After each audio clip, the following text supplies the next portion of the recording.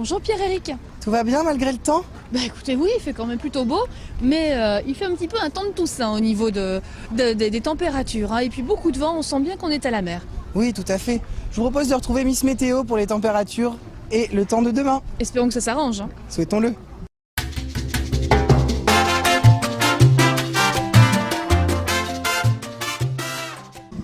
Et oui, de retour pour cette dernière météo du CSI 2012. Les cheveux dans le vent, aujourd'hui il fait un petit peu froid, mais demain il y aura de la pluie, 4 degrés dans la matinée et 8 degrés dans l'après-midi. À l'année prochaine! Alors Pierre-Éric, il paraît que ce matin vous êtes allé faire une petite escapade dans les box. Oui, tout à fait. Au détour des écuries, j'ai rencontré Michel Robert et Zeta. Je vous propose de les rencontrer. Cette semaine, Tour d'honneur a décidé de se poser à Ardelot et je suis en compagnie de Michel Robert et de Zeta Deus. Michel, après 4 jours de compétition, quel bilan sportif tirez-vous? Bilan sportif, c'est tout sans faute, c'est-à-dire 5 parcours sans faute. Ça, c'est le bilan sportif. Et avec Zeta plus particulièrement? Là, c'était simplement ce concours, c'était une de mise en pratique sur le terrain, puisque je l'avais monté, sauté un peu à la maison quelques jours, parce qu'avant de venir ici, j'avais monté que 7 fois. Et là, on a essayé surtout de faire des petits réglages de matériel, de selle, de filets, de sangle, de tout, un tout petit peu, de voir ce qui se passe. Et surtout l'analyse de chaque parcours, chaque saut au paddock, chaque fois améliorer, savoir exactement ce que je devais faire et pas faire, ce que je devais effectivement lui demander et pas lui demander, ce qui correspondait. Et bon, j'ai ma femme qui est mon coach privé et qui a un œil extraordinaire et qui m'a beaucoup aidé, en disant ça je crois qu'il faut pas faire, ça je crois qu'il faut que tu fasses.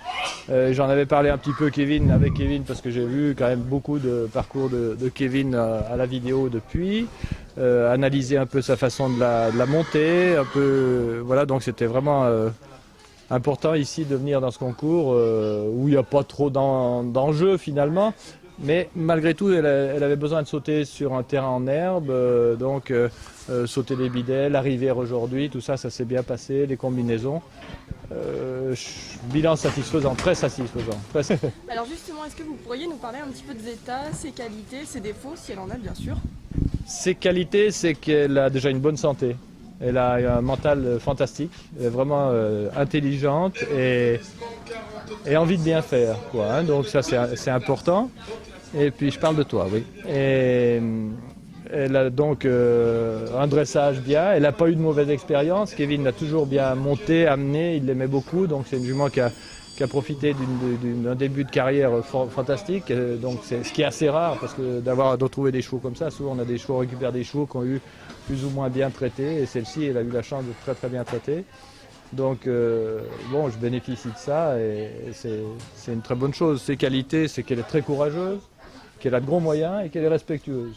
Donc ça, on peut pas trouver mieux. Après, bon, je pense que simplement qu'il faut que je me mette un peu avec elle, que je fasse du concours, et puis voilà quoi. Bon. Dernière question, Michel Robert, celle peut-être que tout le monde se pose, les JO, est-ce qu'on peut y croire? On peut y croire, bien sûr qu'il faut y croire. Tout le monde doit y croire. Si on n'y croit pas, c'est pas. J'ai dans ma tête les Jeux Olympiques, c'est ok, c'est bien sûr que c'est quelque chose qui est un peu loin encore pour moi. Mais surtout, ce que je veux faire, c'est des bons parcours avec cette jument. Et si je répète des beaux parcours, et si je répète des bons parcours et à nouveau du bon travail, de beaux parcours, là, à ce moment-là, les Jeux Olympiques deviendront accessibles. Et là, à ce moment-là, aux Jeux Olympiques, il ne suffit pas d'y aller non plus. Il faut être performant aux Jeux Olympiques.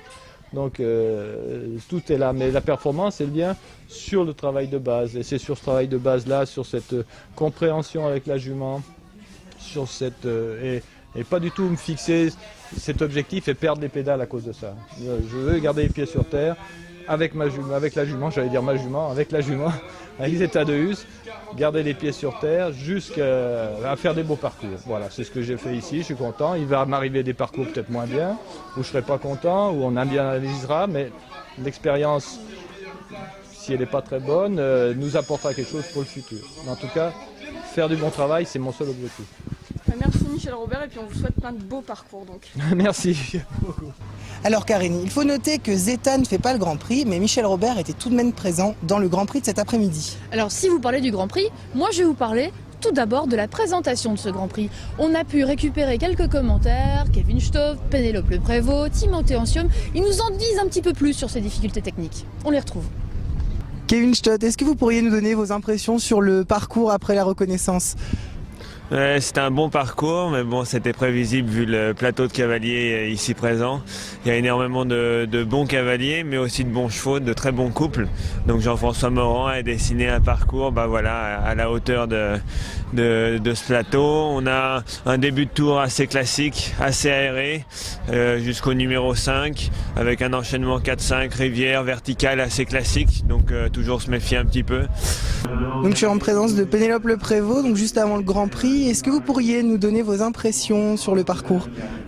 Le parcours est à mon avis assez classique. Jean-François Morand a pas été trop fort, je pense. Après, il y a des difficultés partout. Chaque obstacle a vraiment son petit truc un peu spécial. Et d'ailleurs, je trouve qu'à la fin, ce qui est bien sur un parcours, c'est quand il y a des fautes un petit peu partout. Et donc, on va voir. Après, il peut jouer un peu sur le temps, le chronomètre. S'il serre un petit peu son temps, ça fera faire plus de fautes. D'accord. Merci. Donc je suis en présence de Timothée Ancium sur le parcours juste avant le Grand Prix. Est-ce que vous pourriez nous donner vos impressions sur le tour après la reconnaissance ? Je pense que c'est comme d'habitude un très gros parcours. Ça me paraît finement monté. Les obstacles sont très clairs. Le chef de piste utilise vraiment tout le terrain avec des obstacles bien dans les angles, toutes les possibilités d'eau avec la rivière, le double de bidet. On a du bon sport là cet après-midi. D'accord. Ah oui, j'ai oublié de vous dire aussi, Pierre-Éric, on a pu retrouver aussi Henk Neuren, le sélectionneur français. Je vous propose aussi de retrouver son interview, de voir un petit peu ce qu'il pense de notre future équipe de France pour les JO. Bonjour Monsieur Neuren, donc vous êtes venu ici à Ardelot. Il y avait des choses importantes à voir, c'était un rendez-vous pour vous immanquable ? Bien sûr, c'est important parce qu'on a eu une période une période de repos de notre meilleur couple.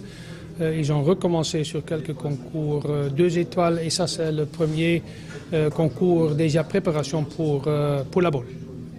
Vous parlez de nos meilleurs couples, c'est-à-dire nos meilleurs couples pressentis pour les JO, c'est ça ? Il y a quand même quelques couples qui sont sur la liste pour aller aux Jeux, oui. Alors c'est et pour le couple, mais bien sûr aussi pour le cavalier, vraiment important, surtout parce que c'est un concours très très agréable, une bonne ambiance, chaque année ils sont en train d'améliorer encore. Un terrain en herbe qu'on a aussi à la boule, ça c'est pas très souvent aujourd'hui. Alors non, en tout c'est vraiment bien d'être là. Très bien. Ce Grand Prix, comment le trouvez-vous ? Il a construit un Grand Prix quand on a fait la reconnaissance. On a dit quand même, il a seulement 11 sans faute de premier tour. Alors il a fait juste bien, assez technique, un bon tour. Très bien. Les couples que vous avez pu voir, on a Michel Robert qui est sorti sans faute de ce parcours, Kevin Stott, Simon, je ne sais plus bien, Simon également. Alors ces cavaliers-là, on les attend pour Londres ? Il y a bien sûr quelques qui sont sur la liste pour Londres. Et après, bien sûr, il y a dans cette groupe, j'espère quand même, il y a 3 ou 4 qui vont sûrement être à Londres. Peut-être avec des autres chevaux, mais sûrement être à Londres. Alors pour l'instant, on ne dit rien. On ne sait pas exactement, c'est ça ? Exactement ça. On attend quoi ? On attend, parce que la décision à Londres, ça va être fait au milieu de juin. Alors, comme on sait, ce n'est pas seulement une athlète humaine, on a 2 athlètes ensemble, il y a beaucoup de choses qui peuvent passer encore. Ça, c'est un concours 3 étoiles. Après, on a toutes les grandes séances, on commence avec la bowl, après il y a de Global Tour, il y a des autres Coupes de Nations très importantes. Alors, on attend encore beaucoup de choses. D'accord. Alors là, on est juste avant le barrage. Vous pressentez une victoire plutôt française ? Absolument. Il vient juste de secourir le Grand Prix ainsi que le barrage. Oui, en effet. Et maintenant, je vous propose de retrouver les temps forts de ce barrage et l'interview du grand vainqueur, Marc Hutzegger. Bonjour Monsieur le maire. Bonjour. Vous êtes un maire heureux a priori aujourd'hui. Ah ben c'est sûr qu'avec une belle journée comme aujourd'hui et en plus dans ces magnifiques installations, on ne peut être qu'heureux d'avoir accueilli ce CSI international. Alors Ardelot s'affiche de plus en plus comme une réelle station du cheval. Entre autres du cheval, oui, parce que heureusement nous avons aussi la mer avec tous ses côtés aussi, avec le char à voile et tout ça, mais c'est vrai que le cheval maintenant fait partie intégrante de la station d'Ardelot et de son image. Des choses encore à développer? Oh oui, je sais que le président Gilles Brousse voudrait encore faire plein de choses et je crois que compte tenu de la réussite comme aujourd'hui, on l'accompagnera bien sûr dans tous ses projets. Alors l'année prochaine? Ah bien sûr, l'année prochaine c'est certain. 4 jours qui viennent de se terminer. Qu'est-ce qu'on peut en tirer de ces 4 jours? Qu'on a toujours eu le soleil comme d'habitude. On a vraiment une belle étoile à Ardelot pour ça. Après, on a eu une superbe compétition, des épreuves qui ont monté en puissance, je vais dire, jusqu'à aujourd'hui. Je retiendrai les 2 petits grands prix, samedi et dimanche matin, qui étaient super sympas. Une grande, je vais dire, diversité dans les gagnants, parce que quelques Marseillaises enfin cette année, ça faisait longtemps qu'on n'en avait pas eu. Mais malheureusement, le Grand Prix est encore gagné par un étranger, donc les Pays-Bas restent toujours à l'honneur. Voilà, maintenant on travaille pour le juin, c'est pas terminé. C'est vrai, on a rendez-vous en juin, un nouveau rendez-vous. What do you think about this big Grand Prix? I'm really happy to win here today. The Grand Prix was quite big. And the show is super organized. Every year I come always here, but the show is every year getting better and I'm really happy. So you win?